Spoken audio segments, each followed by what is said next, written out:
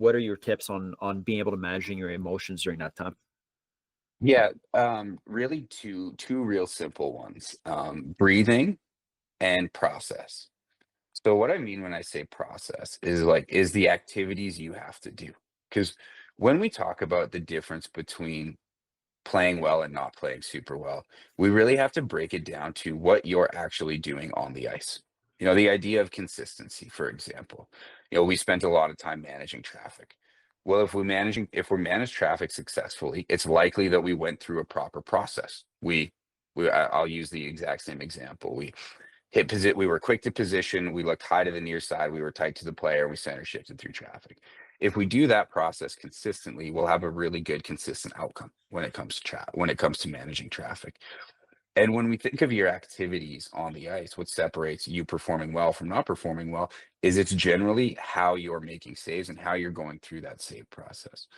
So the idea of process, um, what I like to bring it back to is more holistic.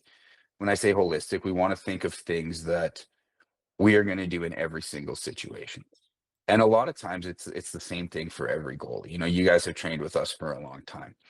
So when I say like breathing and process, the first thing we want to do is again find a way to reset. And how we reset, I'm going off on a number of tangents here, but I'll actually highlight attention for a little bit. When I say attention, it's what we focus on. Think of attention like a flashlight in the dark. There's a number of different things you can shine your flashlight on, but we get to choose what we shine it on. And so I'll use the example of a bad goal that you brought up. If a bad goal goes in, usually the flashlight gets highlighted and moved towards that bad goal. It can lead to frustration, it can lead to anxiety. And a lot of those anxieties, it's because our focus has drifted away from the activities that we actually have to do in order to make, the idea of the next save, which I don't love, and I'll talk about why. Mhm. Um, so we want to be able to move our attention where we want it. And so the first step of that is identifying when our attention is not where we want it. So, ruminating on that bad goal that may have happened. And then the second thing we want to do is shine that flashlight on something optimal, something that we want to do. And that's where the process comes in. So let's take another little tangent here. The difference between process and outcomes. When I say the difference between process and outcomes, an outcome is something that's achieved as the result of a process. So this is where I really dislike the idea of the next save mentality because a save is an outcome, it's not necessarily a process. Whether you make a save or not is dependent on what you did in order to make that save. So now coming back full circle, we want to find a way to ensure that the flashlight stays shined on our process as opposed to any outcome or anything else.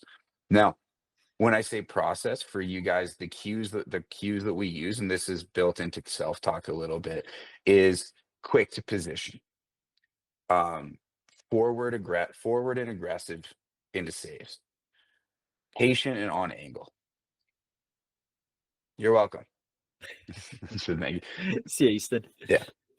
So quick to position, forward and aggressive, patient and reactive. And then you can add in some other things that make you feel the way you want. So if you're a goalie that likes to play calm and composed, your process is quick to position, forward and aggressive. I'll add loose in there. We could add like loose, patient, reactive, and then calm, composed, competitive. You can play with those self-talk cues a little bit, but that's a really good routine for example, after you get scored on or anytime you feel like you need a reset, is when I say we can breathe. So we want to slow our breathing.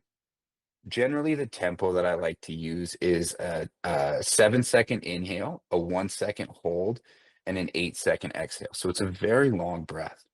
And then once you've done that, the reason why that's important is when we're counting our breath, it moves our flashlight from whatever we're ruminating on or whatever may not be productive, just onto the breath itself.